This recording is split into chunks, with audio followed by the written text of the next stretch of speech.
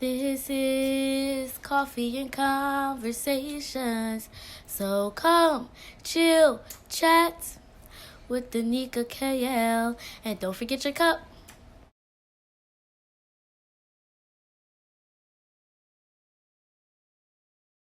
Welcome to Coffee and Conversations. I'm your host, Danica KL, and I'm here with my guest, Sister Tonia. Hi. We have a very special bond, but we're not here to talk about our relationship. Today, we're going to be talking about life after divorce. Divorce is something that I don't believe people get in a marriage to have, but unfortunately, that is things that happen even amongst believers. So I just have her here to talk about her experience with this season in her life right now, and pray that it helps someone who may be going through or even working towards a divorce to know that there is life after divorce. It doesn't mean that your life is over. So that's what we're here to talk about. So I'll let her introduce herself and kind of give us a backstory on how long you've been married, and then, leading up into the divorce. I need to look at the camera. My name is Tonia, Tonia Davis. I've been married. April 18th would have made 23 years married. This December we would have been together 25 years. Out of that marriage we had one of the best things that could have ever possibly happened. And that is my son, Rodney J. Davis. I call him my nurse. Just speaking those things into existence. We got together at a very young age. I would consider young. I think I was 23, he was 22. We weren't saved. We both weren't saved. I was filling out an application and I saw him and I said, "That's my husband." And it freaked me out that I even said that, because I thought I was going to be a W all my life, because I know I don't want to curse, but I thought I was going to be a W all my life, so I never wanted to be married. So I'm like, where is this coming from? And we just connected. It's like our eyes connected, and then once I got the job, he asked me out. He waited a while, but then he asked me out, and we went on a date. And within 2 months, we were living together. Not saved, right, not married. Right. So we were shacking up. But the day we moved in, February 9th, I remember the date, February 9th, 1994, I said to him, I said, "Listen, we're not going to live together forever." Not saved, but I just knew, right. My mom taught me morals, that I wouldn't live with you forever. If you're not talking marriage by December 31st, we'll still be together, but we'll live in separate houses. Mm-hmm. So he proposed to me December 23rd that year. And we got married that April, which was like 4 months later. Yeah, that April 18th, 95. We went to the Justice of the Peace, and we didn't even have a car. We used my mom's car. My mama thought I was going to make groceries. I went and made groceries, but we got married. Yes, indeed. And so we were married, never had an argument for an entire year. I'll never forget that. We got married April, we had our first argument that July of that next year. Wow. Amazing. So in love, walked in an apartment holding hands, and it was just so wonderful. We just wanted to be together all the time and just share everything together. Mm-hmm. Didn't have Christ though. Mm-hmm. So what I did was, didn't know though, my husband, my God, because I worshipped him. That is so and good. I praised him. Yeah. Because I had never had a good man, what I considered to be a good man. I got a good man, and he was fine and cute, and the sex was the bomb. Mm-hmm. So I had it all wrapped in one. Yeah. No arguing, no cheating. And I remember telling my girlfriend, because before Christ, we would say, you never know what a man will do. I said, I can almost say, but I just really couldn't say it, but I could almost say he wouldn't cheat. But anyway, things wonderful. Then I get pregnant and really I didn't want any kids. Oh. And he agreed, okay, well, we won't have any kids. Right. He didn't have kids either. He didn't have kids. We both didn't have kids, and I didn't want any. And he was like, okay, that's fine. So I used the rhythm method, counted 3 times, the Father, the Son, and the Holy Ghost. And baby was meant. And that baby was meant. Yeah. And so, you know, it's like we had the perfect family. So I had my son early, 2 months early, on his daddy's birthday. How perfect could that be? And so, but throughout, you know, that things started shifting. Was this still before Christ, or you found Christ This was at that still, no. Okay. This was still, okay, before I had the baby, my husband and I went to church. And because we was like, man, we got to join church. We got to get somewhere. I'm looking at Muslim or temple. I said, we got to do something. Yeah. You know, so we went to church. I went to a funeral and my girlfriend had died. The preacher talked well about her, and I knew she wasn't nothing nice, but she had gotten her life together. I said, well, who gonna talk over me? So we went to church. We both went to church, and we got baptized together. Oh, cool. So we were saved. We got saved because we went up, but it's your heart. Because I was a tithe and was cutting up and fussing every 2 weeks about $40 tithes at the time.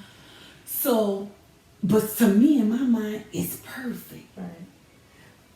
So now, this was before the baby. We go to church and we supposedly get saved. But I'm going to speak for me. I don't think a true conversion had taken place. I say it with my mouth, but did I really believe in my heart? And the only reason why I could say I don't think so, because I have a comparison to truly being born again. So we both went. So now it's just even more perfect, because now we got God. So then we have the baby. So then once the baby come, they start slipping. I'm starting to see some slipping, some fallbacks. So once I see the slipping and the fallback, then I'm going to slip and start falling back.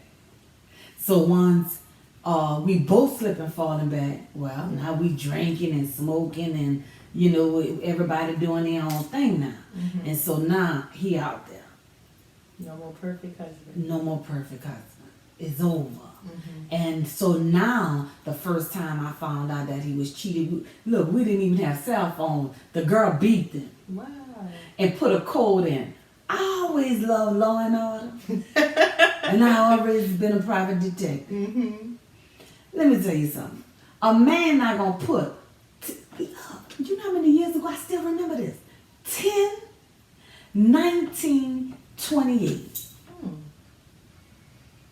The 10 is, her birthday is the 10th month. The 19th day, and his birthday is the 28th day. Well, once it all came out, he told me all of that. But I knew it was a woman. Yeah.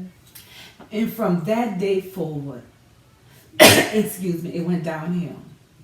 And so, of course, we tried to reconcile, but he just kept running because he got caught up.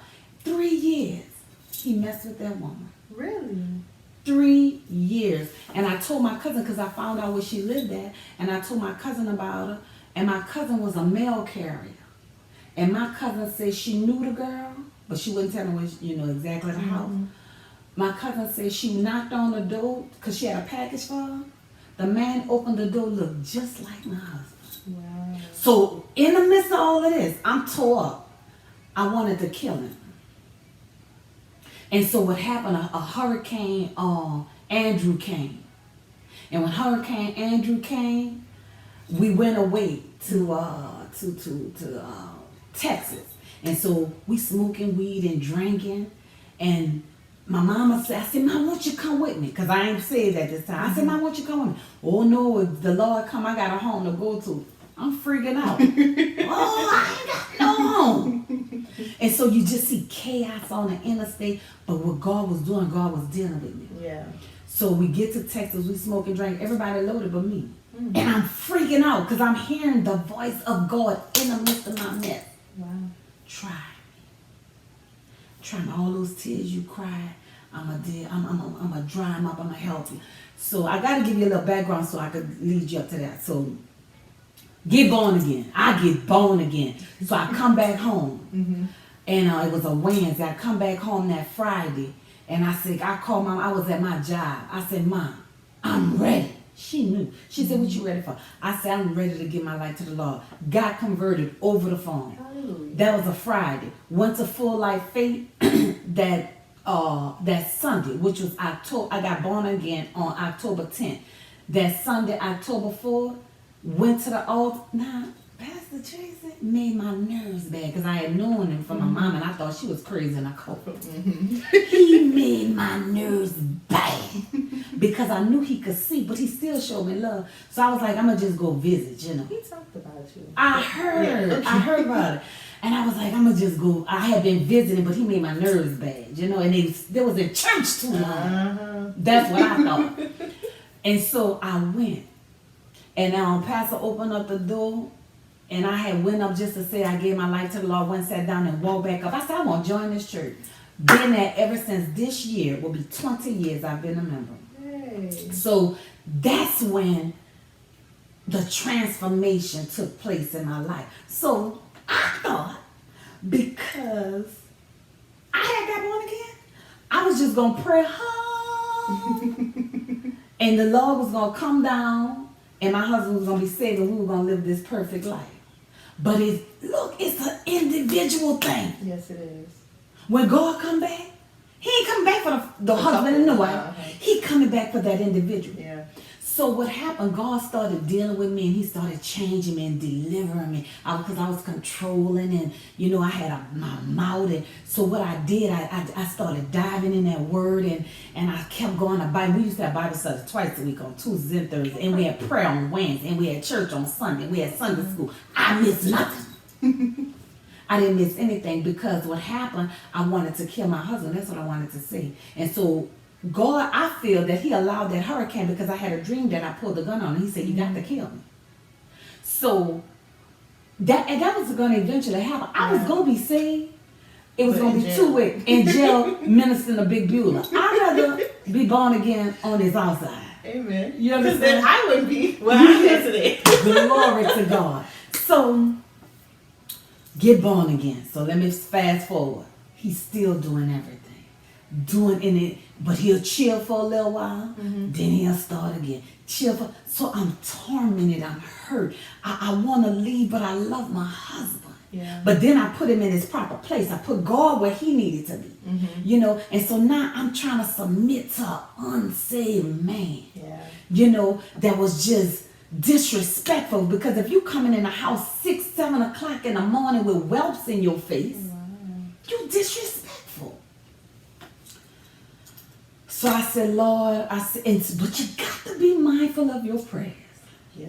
I said, Lord, deliver me. See, we won't be delivered on a bed of roses. Yeah. You don't know how your deliverance gonna come. No. And I said, Lord, deliver me out of this mess. Now I'm fast forward, you know, because I'm still a mother. So I started focusing on my son, pouring all into my son.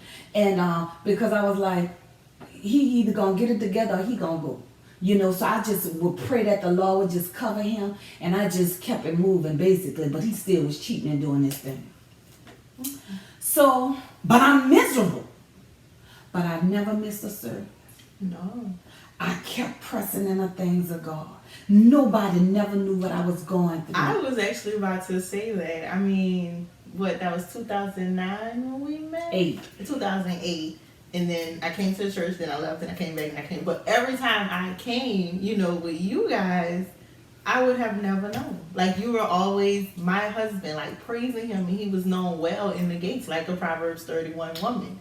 All the while, I'm sitting here in my head like, what? Like, because you know what I did? I did what the word says. Exactly. Speak those things that are not as though they are. And I that's put powerful. I put him in my phone, not big, husband, my love, mighty man of God. Hey. Because every time I saw it, that's what's my confession. So when this catastrophe, this was the worst thing that I feel ever happened to me in my life. January 20. Well, first of all, you got married. I had to stand in your wedding as your matron, broken. You got married because I couldn't let you feel that you are the bride. I wanted to back out so bad. But it was an honor Because guess what? I had never even been in a wedding before. So you asked me to be your matron. That was something special to me. You got married on January 16th. Mm-hmm. January 15th, I had a conversation with his girlfriend. And she was telling me he was lying to us and this, that, and the other. And, you know, I had to go to an event, a function with my job. I had to cut that off and still go smiling and go lucky and didn't have to come and be in a wedding. So broke. The day I asked him, because he told me he was going to come to your wedding, I asked him to come to the wedding. He said, I ain't coming. But I still was going to believe that he was going to come see me walk in that wedding. He never came. When I got home, he left and told me he was going to do Uber, but the Lord had told me that he wasn't. I already knew. So God was preparing me. Mm-hmm. January 20th, 4 days later, which is my mom's birthday, the enemy tried to set it up because we celebrate her birthday to make me feel that that would be the worst day of my life. Right. And I never want to celebrate it again. Yeah.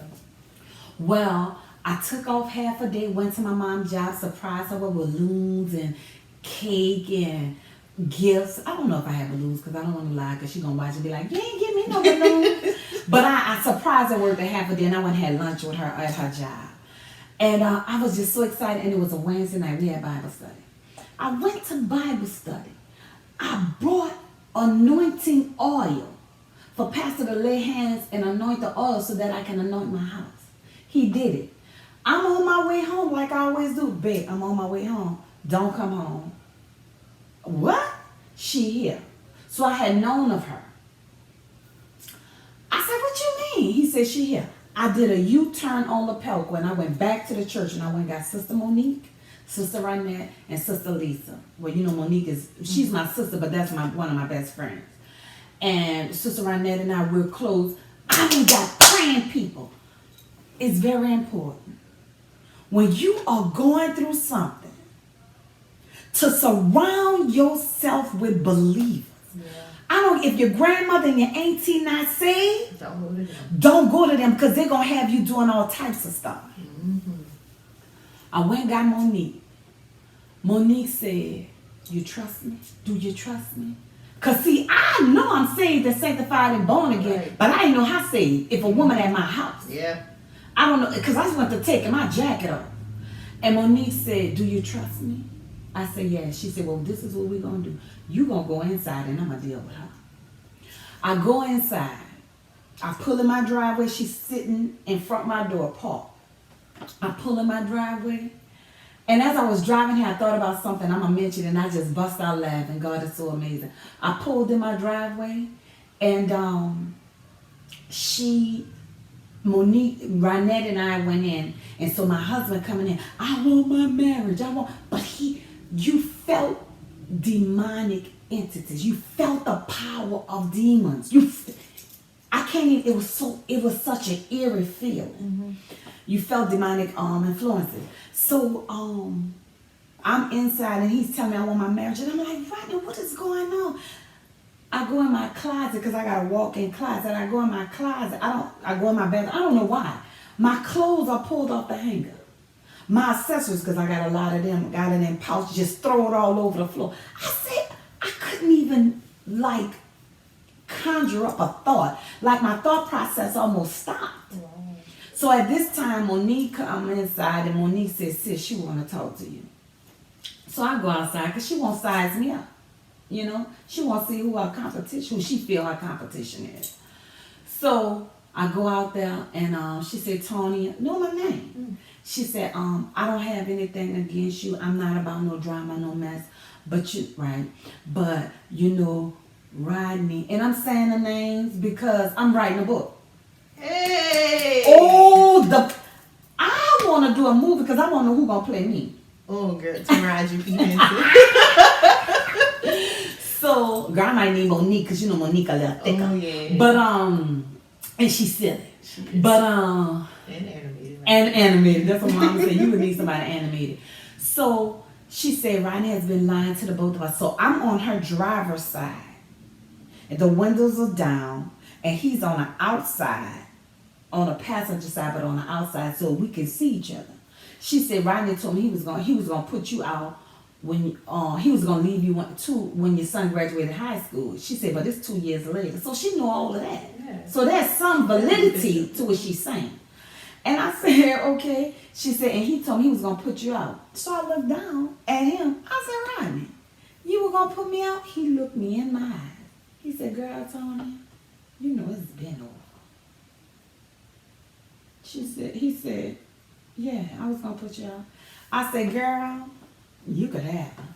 And I walked off because I wanted to snatch her for just the mere fact. I didn't know she had been in my house at the time, but the mere fact of her coming and snap in front of my door. But I had a millisecond to think. And I said, I'm a woman of God. I have integrity. And I want my character to shine beyond measure. So I only had that much time to think. Yeah. And so what I did, I walked away because I felt like if I do it God's way, I promise you, I felt that he was going to take care of it, right? So, okay, so now we go, this is when I had to know God beyond a shadow of a doubt. I went and slept by Monique that night. He called me on the phone. When you come and get your SHIT? Now, you know she's sitting right there.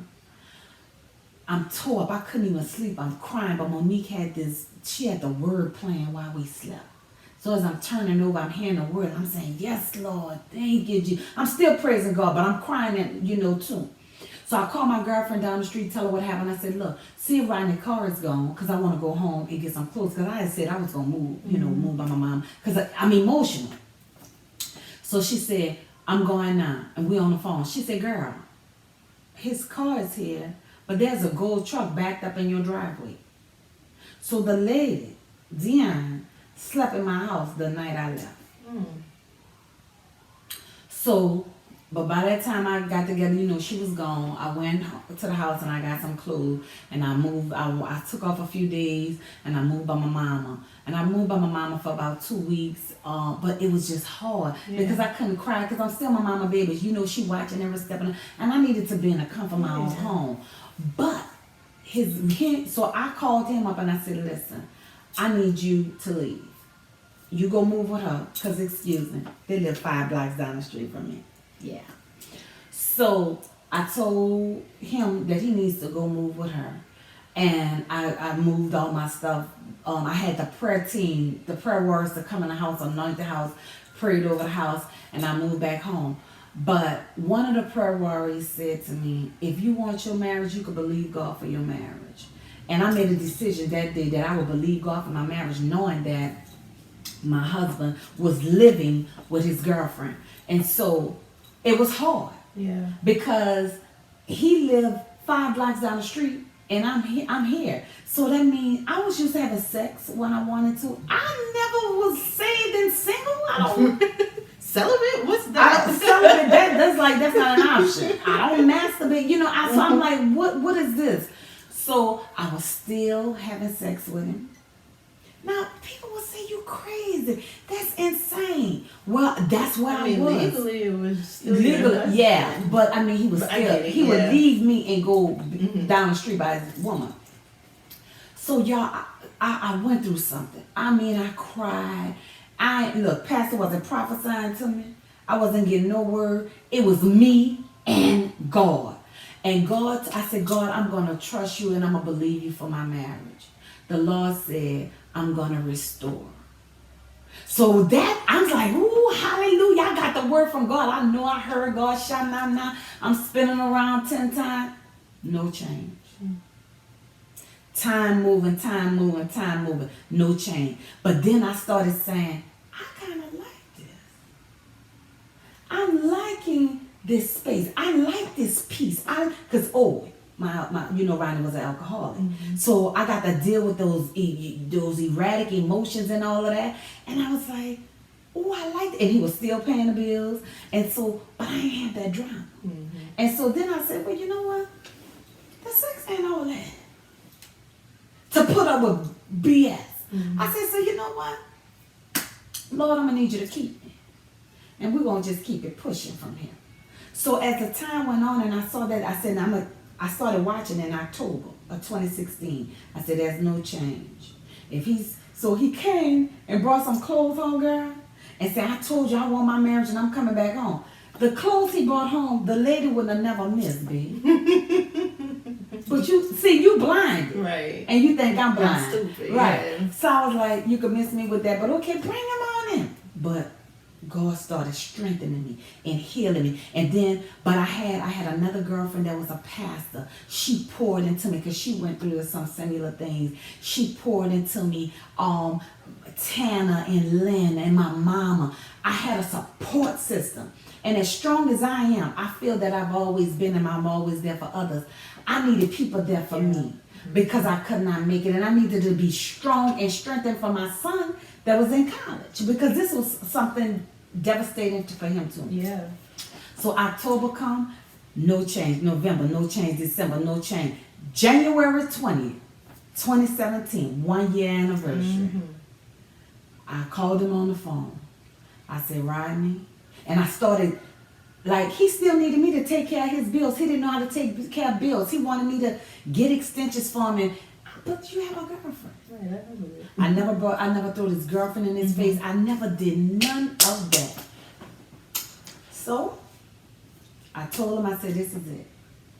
I made a decision. I'm going to file for a divorce. He went ballistic. I want my M&F car. I want my M&F, all my M. I had to give him either or. So I have another millisecond to make a decision. So I gave him the car, my truck.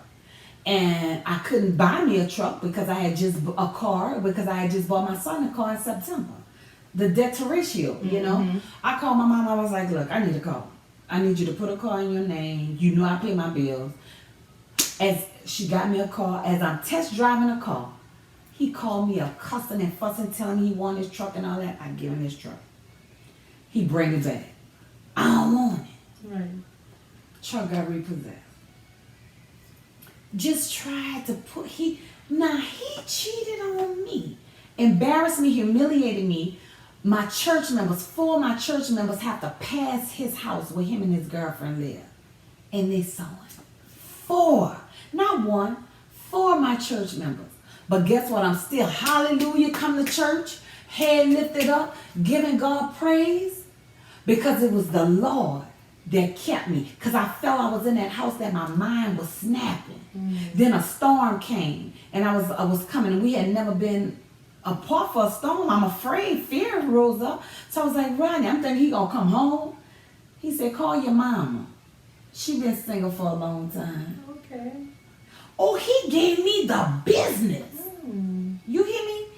So I got the nerve to really be done with it and said I was done.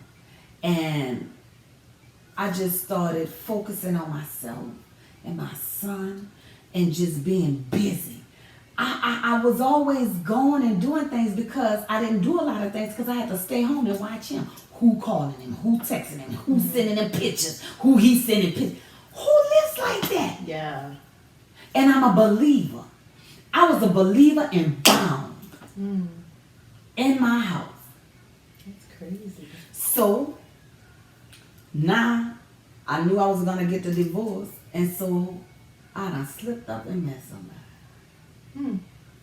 So I filed my paperwork, go through the preliminary everything for the divorce and everything, and met a guy.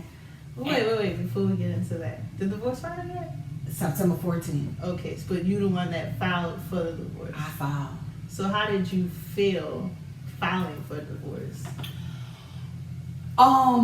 At the beginning, because that January I was saying that I was gonna file, but see that was out my mouth. When did you actually file? I filed in November. Oh. So it's an 11-month span. Yeah. So I had to allow my mouth to catch up with my heart. Yeah, okay. But look, there's power in your mouth. And I knew that I was better than that. And I felt like, I said, God, if I never married, because I desire to be married. Marriage is a wonderful thing. I was going to ask you that. I love being married. I love being a wife. I'm not going to say I was the best wife at first. But Sister Monique, she taught me some things. I'm serious. And I took those things and I applied in my life, and I became a good wife. And so I said, when I get married again, I want to be a better wife than I was then. And so it took a while for that thing to catch up with me. But enough was just enough. And and this is what happened.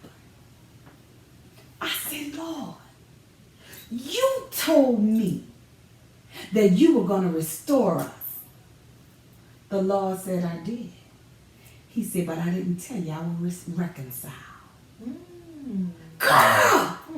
Nobody but God. Wow. But look how powerful and mighty He is. Had I understood the definition or known it would have been reconciliation, I probably would have lost it. Yeah. But He gave me hope. So that you can love again too. Yes. Yeah. So I'm thinking restoring was going to be reconciliation. Yeah. But what God is saying is, y'all going to be cordial. You're going to be able to move past it. You know what I'm saying? And so I said, God, you know you bad. Wow. So he and when I got that, that's when I think I was able to break forth free and go through with filing a divorce. Now, when I went to file that divorce, I had some emotions. Because you think about, when you get, and then we didn't just get married one time. We renewed our vows 5 years later. And then I used to try to drag him to the altar every anniversary and let Pastor lay hands and anoint him every year. He would come to church on those days for the anniversary. But let me tell you how God will test you too. It's in your obedience with the Lord.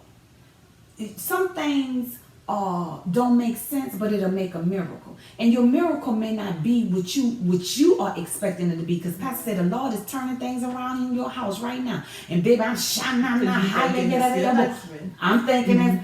But he said, I'm telling you, it's happening now. It's not. And so then the Lord said, announce your anniversary. Now we're separated. And he lived with the woman. But I had to be obedient. Now everything in me saying that's the devil. You want me to look stupid because the 4 people at least know. Right? But I did it. And when we do our anniversary, we applaud and thank God. I did all of that. But I believe my miracle was my strength to endure. Because not only was I hurt that my husband wasn't there, I was humiliated. I was embarrassed. But Pastor has always said, bad things happen to good people. Yeah. And so I'm crying out, Lord, what did I do to deserve something like this? But then, what happened with Job? So who am I? Man, yeah. He was upright. Who am I? So I started getting myself together. Lord, I thank you. I ain't got no boys. Lord, I thank you didn't take my child. Yes. You didn't take my money, my house. So I started getting myself together. So when once the Lord, I felt a release had taken place once he explained about that reconciliation and restoration. And so I was able to go forward. And so when I filed for the divorce, I went through something. I had mixed emotions because 1, I never thought we would be here. 2, I thought, this is what Rodney and I used to always say. That's why you got to be mindful. We used to always say, no matter what. He still said that to this day. So that in our minds, we saying no matter what we go through, we're going to still be together. And so that's what I held on and he held on. But baby, it came a time. You let that go. I had to let that no matter what go bye-bye. Yeah. So when I filed for the divorce, I thought, I tried to get the free divorce and they told me I made too much money and I was like, I didn't have the money manifested to obtain an attorney but I had to trust God. And then I got an attorney that my daddy connected me with. Well, he's not my biological daddy. Monique daddy, I call him my daddy. Cause you be like, I thought your daddy was there. So I just gotta put that out there. He connected me to this attorney that worked with me, and And so, we got the ball rolling, and so it was painful. Mm-hmm. It was like a debt. Yeah. So it's like I went through a debt when it first happened, but then I started getting better. The crying, I didn't cry long. Mm-hmm. I cried like about the first 6 or 7 months. And then I realized I ain't crying no more. I didn't have to cook. I'm just saying. I was the type of wife that catered to the husband or fix the food and bring the plate on. I didn't have to cook. I washed once a week, barely, because if I had enough underwear to stretch 7, 8 days, I'm straight. All the towels is just me. Mm-hmm. And so I didn't have to go to the grocery store. And then when I used to say, well, what you want from the store? I don't know. I said, well, what you want me to cook? I don't know. When I would make the decision, you don't eat it. And once I ate, the whole house ate. So I started enjoying that. And I said, I could be all right with this. Mm-hmm. And so God just started keeping me and giving me peace. And so I was doing good. And then the part came with the filing of the divorce. And so now you got to deal with those emotions. You have to deal with the pain. Yeah. You got to be honest with yourself. Because it's when you don't deal with it that things you suppress it, and you develop sickness and diseases, and that's how cancers and stuff. Stress. And stress brings on all types of things. Yep. So I said, oh no. And I would call my girlfriends and my sisters, and I told the ones that I was close to, because I didn't need nobody judging me. Because I was telling them straight up, I'm believing God for my marriage, and I'm still having sex with my husband at that time. And I didn't care what nobody thought. And you better discern to know when you should tell me something. Mm-hmm. Not only do you better discern, you better hear from the Holy Ghost. Because I'm going to gather you. Because what we have to learn is sometimes it's not for us to respond. Mm-hmm. It's for us to listen. But we want to, because of what the word says, but my pastor has taught me that you could be right, but say it at the wrong time. Mm-hmm. So what's important? Yeah. You being right? Or saying it at the right time. It's saying it at the wrong time, at the right time, and just listen. Because sometimes a person just want to hear. So, back to the divorce. It was challenging. Mm-hmm. It was hard. I talked to my son about it, because my son is a man. He was 20 at the time, but he was a man. But I felt like that this was life changing for him, and I had to explain to him what was going on and what we were going to do. I didn't get into detail. I was going to ask, was he aware of the things that were happening behind the scenes? In terms of the infidelity and stuff? Yeah. Well, come to find out, once my son and I talked, he began to tell me things. Mm-hmm. He began to tell me things from when he was young. Mm-hmm. He was 8, I think, and a woman came to the house. Mm-hmm. And he was outside riding his bike. Oh, okay. And so he had been sharing some things with me, and how his daddy cursed the woman out for coming in front of our door and stuff like that. He knew that he told me, he said, Mama, I knew that y'all had problems. I just didn't know that it was to that magnitude. Because I didn't believe in making my son think like we're the perfect family, we don't have issues, but I felt like a child needs to be a child. Mm-hmm. And they don't need to hear you arguing and fussing and cursing. We tried to show love in front of our son, but he would hear us argue too, but it's just certain magnitudes we would have to take it outside the house, or if he was gone or something like that. But it was so he did know. And I did tell him what happened. Okay. Just not in details. Well, he's gonna see the video. Right. So he good now. But my son, and so I had to still be his mother. Mm-hmm. And he's trying to be there for me, but I'm trying to be there for him. And so my son went through something. Yeah. So now I'm dealing, you're dealing with a divorce, but you're dealing with your son being brokenhearted. Mm-hmm. And unforgiveness. I see the unforgiveness building up, and it is affecting your schoolwork. You're not doing well in school because you're not forgiving. Yeah. And so he can only hear me so far. So you know who I led him to. God first, but Pastor Tracy Kazan Senior. and Pastor, I'm telling you, my son said, Mama, I talked to him like a man. He said, and I told him how I felt as a man. And it helped. That's good. Tremendously. So he's on track. He's doing extremely well. He's doing good. But and my son always say, mine's just me and you, but it's good. Mm-hmm. You know what I'm saying? So when I filed for the divorce, I was grieving. It hurted me because I didn't think that we would go there. I thought, you know what I thought the story was gonna be? I thought our story was gonna be that we were gonna be reconciled, and that he was gonna get born again, and we were gonna work in a ministry, and we were gonna minister to couples, that marriages that didn't work, God was gonna use us to bring those marriages back together, because our testimony is so powerful. Because God, if he can resurrect the dead, he most definitely can resurrect a dead marriage. Yes, he can. But that wasn't my story. Mm-hmm. And I had to accept that wasn't my story, but that God would have something good for me if I do it God's way. Mm-hmm. And so that's when I wasn't looking to do. Mm-hmm. I had met a guy, and he had his own business, and I was like, I think we could be good together, because he was smart.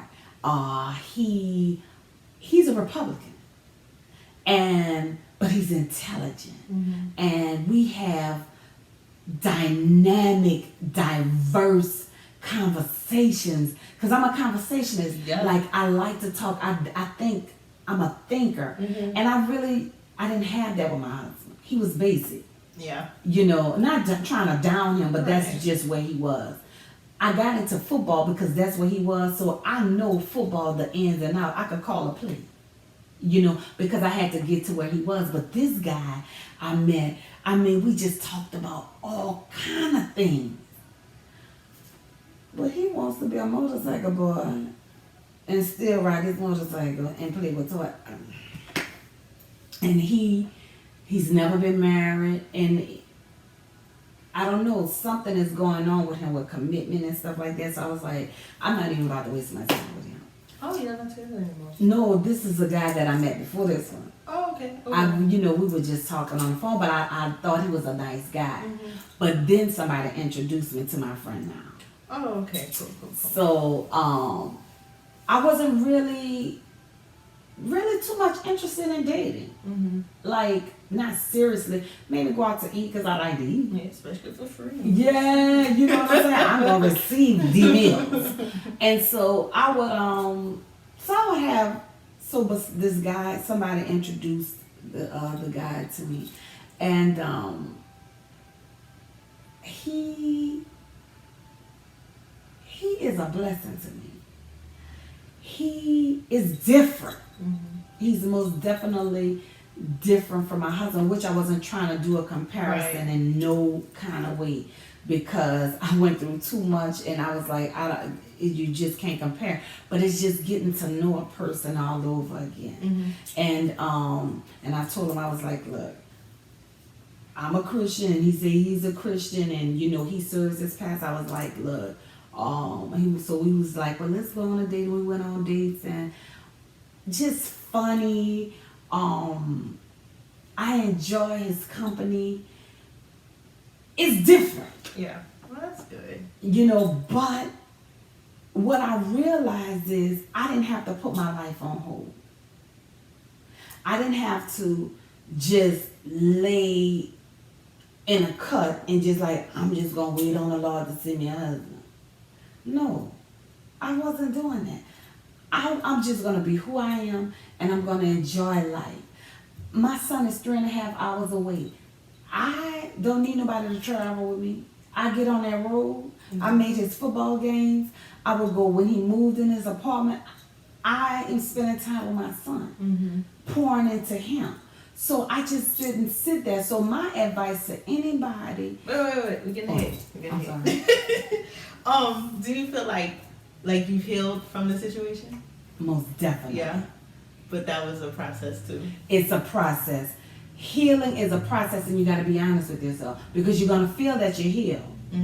Okay? I'm glad you went back. You're going to feel that you're healed, but if you cannot pray for that person, you're not healed.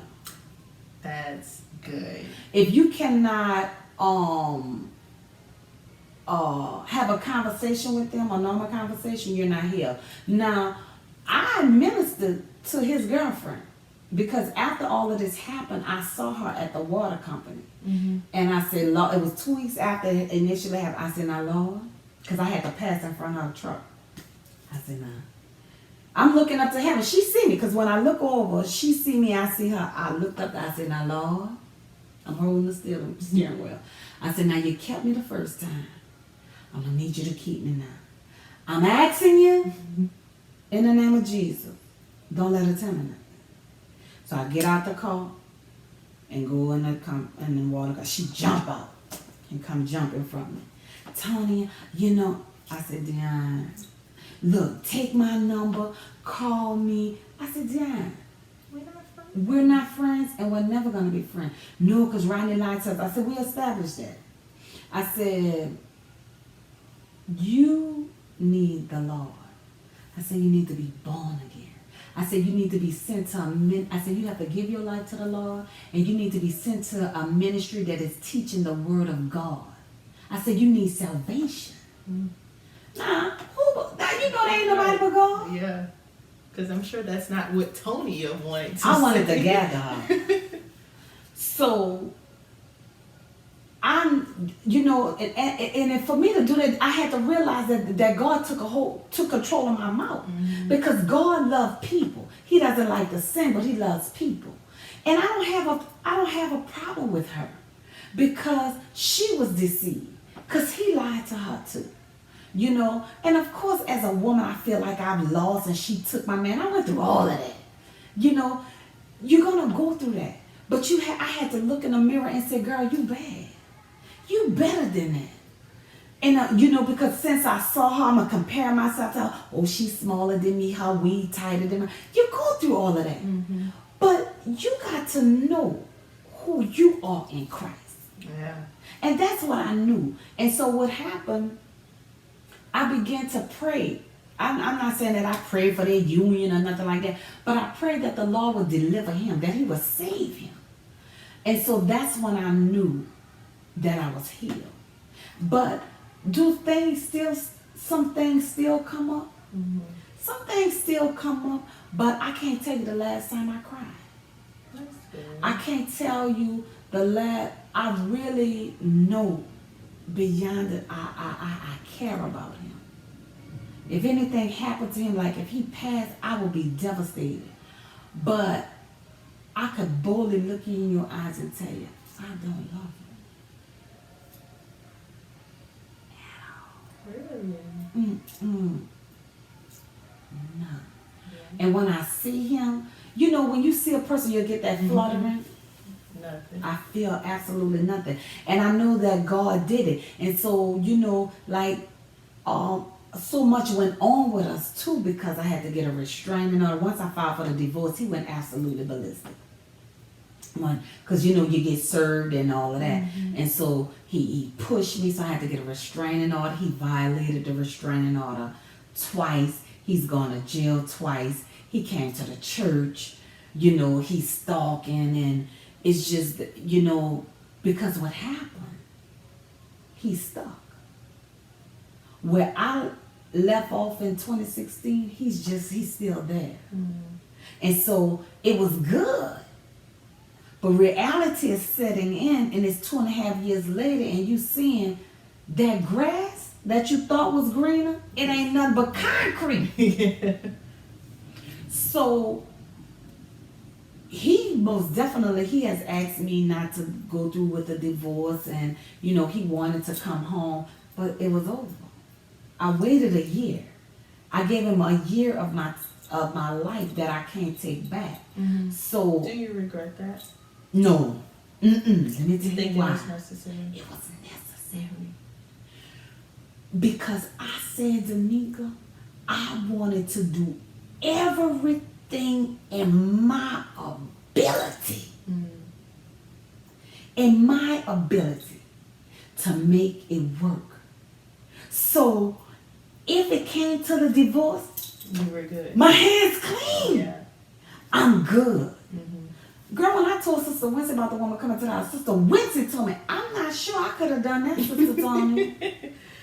You know, Yeah. a lot of people can't. But that's true. And it just goes to show you that God does grace people differently. And you know, we say that because we're not in that situation. Because we very well would have made that same decision if we were in that situation. But And you got to it be shows- mindful. Yeah. Because I had a sister, close sister. She went through in her marriage a year before me. And I used to tell her, because I was so angry with her husband, I just wanted her to be out of it because I love my sister and I didn't want to see her going through that. I said, you need to, I wouldn't put up with that. You shouldn't put up with that. The very thing I told her I wouldn't do, I did 10 times more. So, audience, listen. Don't say what you wouldn't do or tell somebody else what they should do or shouldn't do. Pray. Yeah. Because had I prayed, I would have never said that. Exactly.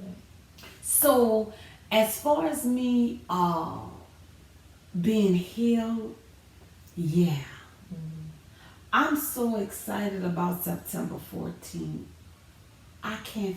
That's 10 more days. I cannot express to you because we went last month and I went there and I thought my divorce was going to be final that day, and the judge called my attorney up and I'm reading his lips and I was devastated. I started crying because they had the dates wrong. Oh, okay. So it had to be pushed back. And I feel like, especially this is the 9th month, you know, 9th month, you give birth. Girl, good. So I feel like that baby is positioning. You know, the baby has to turn That's around. awesome. Yeah. You know, to The crown. yeah. And I feel like a new part of me is just it's coming out. Wow. Because I'm gonna change my name back. Okay. As soon as I finish, because you know, Even though your son has his name? Yeah. I asked that because I know some people, they want to have the same last name As the as their son. kids. Well, I always mess with my son. I said, son, you could always turn your name to Kiddo. He said, Dr. Davis sounds much better than Dr. Kiddo. It kind of does. Yeah. But You gonna change it? I'm gonna change my name because, first of all, I just love. I kept my maiden name as my middle name. It's my grandfather's name, and that family, that Kiddo family, is it's a strong family, and that name means so much to me. I never wanted to change it, but Ryan was like, "No, you got to change your name." So I dropped Marie, or hyphened it, and left Kiddo. So as soon as I do my taxes and my son's paperwork for school, because I don't want that to mess up with name changing and stuff. So probably next year this time, You'll be telling you. K-Door, I'm going to change my name back, and I'm Unless you're married before then. Unless I'm married, yeah, because he's most definitely talking about that. Unless I'm married before then, but I'm going to still keep K-Door. But I just feel like, and you know, my marriage wasn't always bad. Let me say that. It wasn't always bad. We've been married 23 years. Almost together 25 years. So the whole time we've been together, I would say half and half. 12 and a half good, 12 and a half bad. Okay. Because I can't pinpoint, because we had 3 good years, 6 good years, you know. I can't pinpoint. So I'm going to say half and half. It wasn't always so bad. But you can't think about the good because of what happened. And now that, you know, Rodney, he's sick.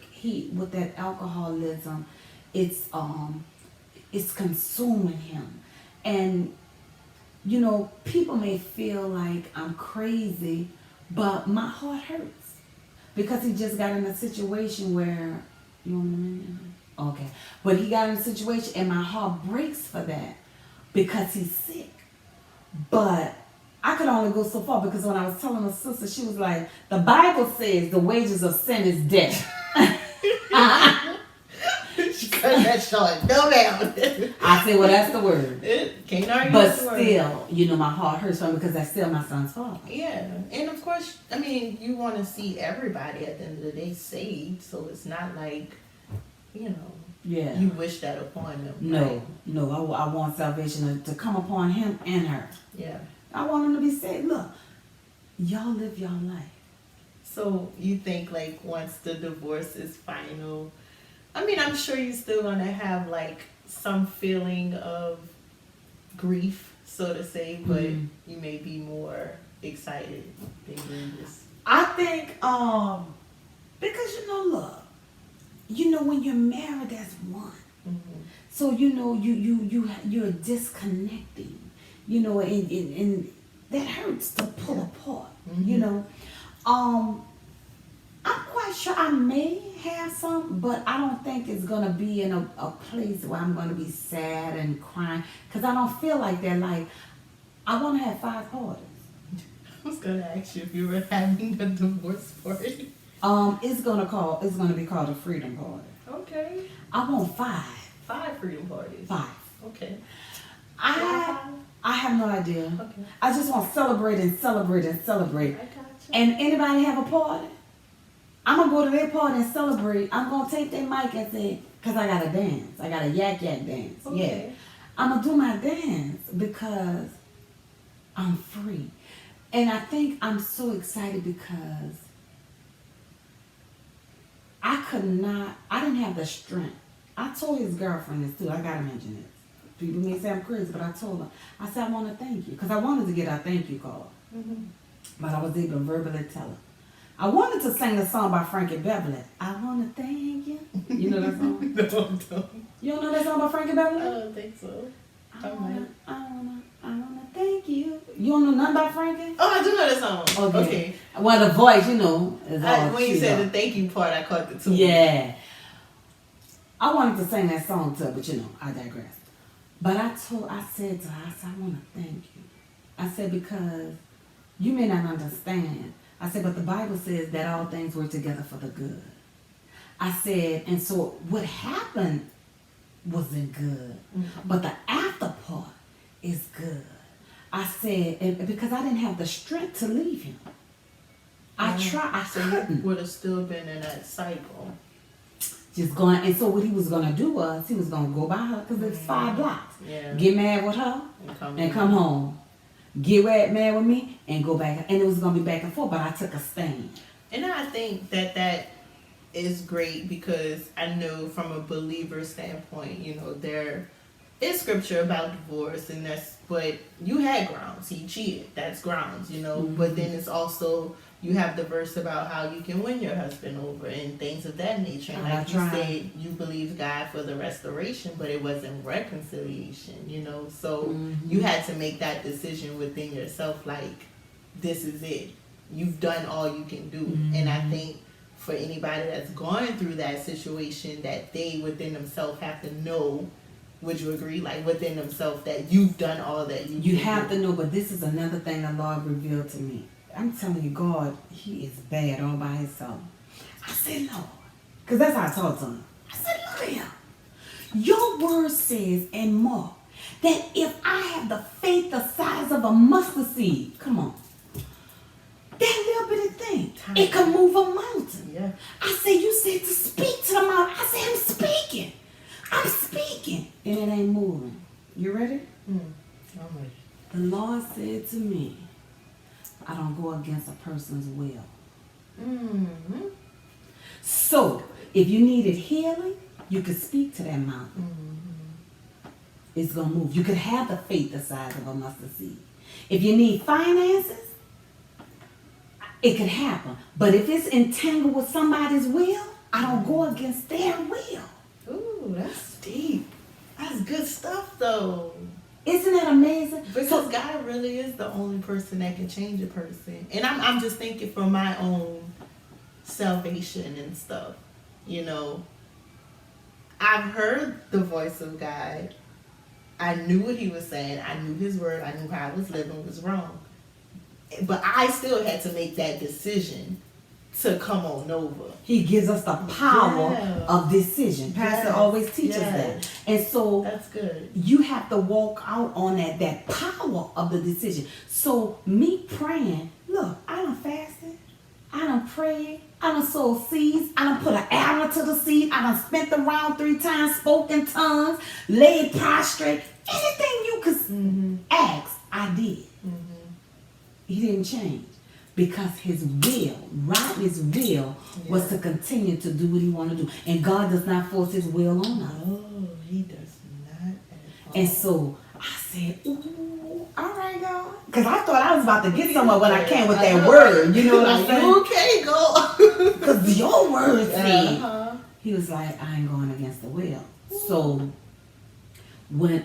that being coupled with the reconciliation and restoration, that's when I said, okay, I knew that it was time for me to move forward. Yeah. And I'm telling you, because you know, and this is for your listeners, I want y'all to really understand. You will think you can't make it. If the truth be told, because look, I'm being transparent right now. I stayed too financially. I was accustomed to living a certain way. I didn't want to have to go live with my mama or live with a friend because I had a home. My mortgage wasn't that high, but the money I made wasn't going to be enough in the natural to take care of a house. And then I have a son in college that is dependent on us. And Rodney and I made a decision that we would put him through college because we didn't finish college because we didn't have the support of our parents financially. So we said that's not his story, right? But I kept my end. So I can't do nothing what nobody else didn't do on their end. So that's what I was focusing on too. Lord, how I'm going to make it, how I'm going to make it. But then I had to remember, I'm a tither. I'm a cheerful giver. I give to the man of God. And the Bible says if you believe the prophet, you're going to receive the prophet's reward. That I do. I sold to the man of God. I never made that our obligation when I was with Rodney. Made it every year. We've been separated. And this year I went over because I said I'm going over. So don't tell me what God can't do. Awesome. And my bills were getting paid. I got me a second job. I was like, look, I said, girl, Tony, you been a hustler. Come on, let's go. And I trusted God. And when I tell you, my bills get paid on time. My bills, they never used to be paid on time, and I had 2 incomes. Wow. I don't get extensions. God meet every need. I have food. As a matter of fact, I got thicker as shit. I ain't missing a meal. Shoulda wore black to get y'all. But cause God is faithful. And I told the Lord, I said, Lord, I didn't want to lose my house. I didn't want to lose my car. But he took the car and it got repossessed. But I had another car. But you know what I told the Lord? I said, God, you didn't make one house. Right. Because that's what I kept staying stuck to. I want my house. I don't want to sell my house. I will sell it. And even if I sell it and don't make money off it, Right. just clear the debt up. I'm good.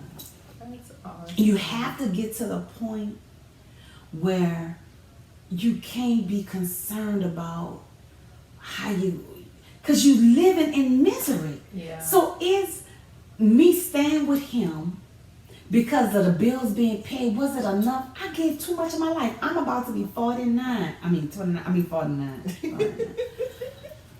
going to be 50 in 8 months.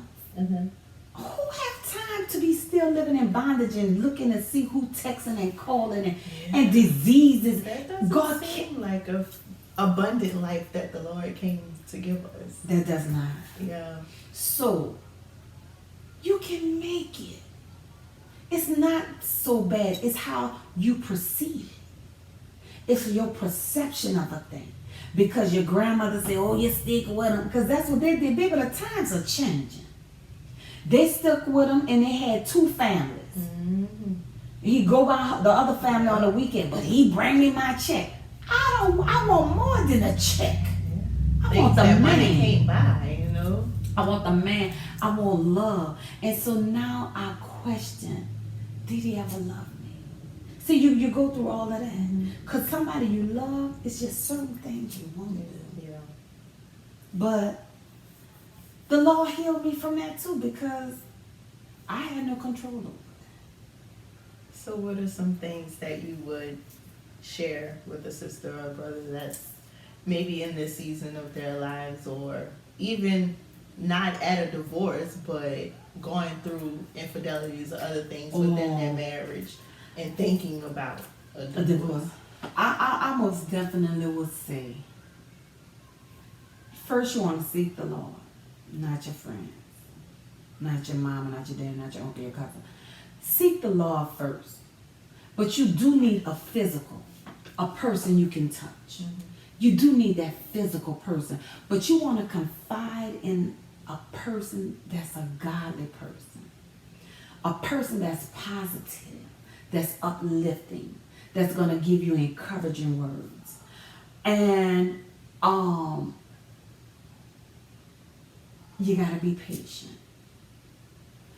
And stay busy. Find things to do. Do things you enjoy. Go to the movies. I never went to the movies by myself. I started going to the movies by myself. Now, I've never eaten by myself. I've never gone out to eat by myself. But I went to the movies. I would go get my feet done. Stop saying what you don't have enough to do, because that's going to keep you in bondage. Oh, yeah. That's a word. That'll keep you in bondage. You can't tell me, sisters, you can't tell me you can't find you a $5 shirt. Just getting you a $5 shirt to match jeans you already have and shoes you already have and a pair of $2 stud earrings, it will make the difference. Your whole attitude will change. Brothers, keep yourself up. Get your little fresh haircut. If you can't afford your haircut, get you a line. Get you some clippers. Line yourself. Stay busy. Please, please, please, please be in a ministry that's teaching the Word of God. Had I not been in Full Life Faith Ministries, Pastor Tracy Cassidy, Senior Elect Lady Wednesday Cassidy, where Jesus is Lord and we're changing lives through the Word of God, I wouldn't have made it. Now, God is first. Right. But it's the anointing. I'm under the umbrella. Yeah. And that's what kept me. When I didn't want to come, I felt Pastor pushing me. Pastor Wood didn't tell me. I'm telling you, Danica, I promise you on everything. January 1st, 2017, it was almost a year. I said, Lord, you never gave Pastor a word to minister to me in this situation. Service was over. Pastor was closing the door and gave me a word. It's not because I wanted to be encouraged. I wanted to know that the Lord was hearing me. But had I not been in that position, in that ministry, I couldn't have made it. Then I have sisters that I share with in the ministry. You, Sister Felicia, Krista, even though y'all are younger, I needed prayers. I needed Sister Tanya. People were literally praying for me, not talking about it. Exactly. That's what you need to be around. You need to be around people that can encourage you. See, Lynn? Lynn is my friend. Lynn. Baby, I done cried in Lynn's breast so many times. Had her whole entire shirt wet. And I didn't say a word and she didn't say a word. She just let me cry. That's what you need. It's time out for that foolishness. And see now that Monique, I'm rolling my eyes at you, Monique. You need somebody that's going to stand up to you and tell you, get yourself up. Now that's enough. Look, Tom. You got to get it together. That's enough of that. But she was hitting with the Holy Ghost. She was coming, because I'm strong. I can't be pacified too much longer. If I get pacified, I'm going to get weak. You know, so I had the ones that do give you the little pacifying, but then Monique, you need that person, and you need that's that gonna pull person you out that that's hole. going to pull you out and that's going to be strong and that's going to tell you the truth. She peed me off a many a days, but I needed it. And I told her, I said, girl, when I write my book, I'm putting you in it. Because she stuck with the word and she walked in love. But it didn't always sound like that. And I was like, you so hard on me. I told her that, you know. Now you But I understand because guess what? I have to do the same thing. So I minister to people. I encourage people. And that's another thing. I said, now Lord, how my marriage didn't work and all the people I done prayed for. Marriage is restored just like that. How mine didn't get restored. But, you know, that was, and you know another thing, we put everything on God. Everything is not on God because it goes back to the person's will. Yep. Had Rodney made the decision to really truly do the right thing, we would not be having this conversation. I wouldn't have been able to talk to you about life after divorce. Yep. So we can't wait. We can't say because God gonna do it. God is not doing everything. He will give us the power to do things, and He gave me the power of the decision to go forward with the divorce. That's awesome. Well, not praising the divorce, but we are elated that you've made it through, you know. Yeah. And you look great. You feel, when I met you in Dollar General. No, remember after I got married and we met in Dollar General and you told me all that, I was like, I would have never known, you know. You just had a grace about you and strength. And even hearing the story now, it's just like, oh my gosh. You know, Sister Wincy told me this Sunday. She said, Sister Tony, she said, you're so strong. And you know, you text me that too. And I was like, you know, sometimes you don't feel strong, but the Bible says when you weak, that's when you're strong in Him. Yes, right? Ma'am. So Sister Wincy said, Sister Tony, she said, you know, I'm paraphrasing. In case you see how, you know, Sister Wincy to the T. Yeah, so I'm paraphrasing Sister Wincy. She said, you know, like a tea bag is really nothing. It's just a tea bag. But when you add it to hot water, the hot water, that's when it's strong and it's good, you know. And so she said, you like a tea bag placed in that hot water. That's awesome. And I was like, wow, that's absolutely amazing. And I'm just grateful to God for my mama, you know, a true woman of God that exemplifies strength, you know. And so I would say I inherited that. And but you know, you have to choose strength. Oh yeah. You have to choose that, and everything we do, there's a choice. You have to choose peace. Yeah, that's true. And so I had to choose to receive the strength that God had given to me, because it was right there. And some days I just let it just lay on the side, but I chose the strength. And I just want to encourage your viewers, you can make it. Listen, I believe if I made it through this, I believe anybody can make it through anything. Look, the Bible says that all things are possible. This is why you got to know the word. God, do I read the Bible every day? And no, I'm not about to say that. But I know I got enough word in me that's why I had to place it in me. Because when you at your lowest days, you might not be able to read that Bible, but that thing will bubble up and you can regurgitate that word. You pull that word out. Then when you go to church and you go to Bible study and you just can't go to Sunday service because that's inspiration. Yeah, you gotta go to Bible study. You gotta go to Bible study to be taught the word where it can be settled. Like that snow he talked about Sunday, you know. That's what happened. Yeah. I heard. Wow. I heard what he was saying because that's what I'm living, that residue of that snow. Yeah. And but if you're not doing those things, you cannot be successful. But guess what? Still in the midst of all that, had some bumps, bruises, cried, fell out, shouted in service because Benjamin, you're not good at all. I made a flesh. Yes, ma'am. So we hurt. church. So we don't walk on clouds all the time. I keep it 100 with myself. Because, you know, the Bible said don't deceive yourself. So I kept it 100 with myself, and I said, I'm having a challenge today, but you got to watch what come out your mouth. Stop saying, I'm going to be single all my life. I ain't saying that. Stop saying, nobody not going to want me. No, speak what you want. Yeah. I'm going to be married. I don't care how long it's been. I'm going to be married. I am attracted. I am attracting the right person for me. Because you don't want to connect yourself to know anybody, because I don't want to go through this again. Amen.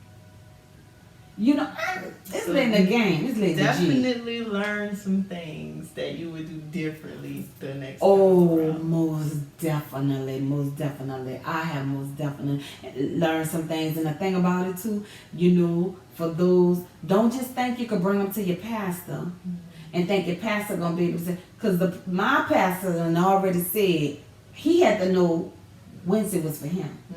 So you bringing him because your pastor, she or he may be prophetic and thinking, oh, Shana, oh, that's the one for. You may never get that. Right. You got to know. And you know. Yeah. And if you don't feel it, you better not do it. Because it ain't work. I'm not marrying for sex. I'm not doing it. I'm going to marry again because I love the person and the person loves me. And I'm a know. And love is an action word. Yes, it is.